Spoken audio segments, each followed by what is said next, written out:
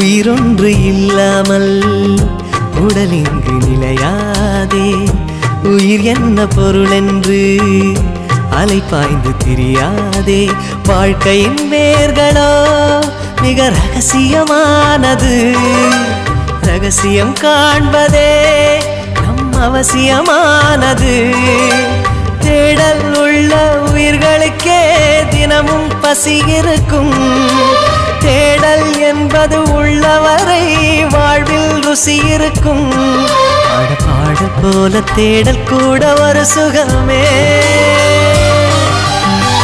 இசை பாடி வரும் இளம் காற்றுக்கு உருவமில்லை. காற்றலை இல்லை என்றால் ஒரு பாட்டொலி கேட்பதில்லை. ஒரு காலம் வருகையில் உள்ளம் கொள்ளை போகுதே. ஆனால் காற்றின் முகவரி கண்கள்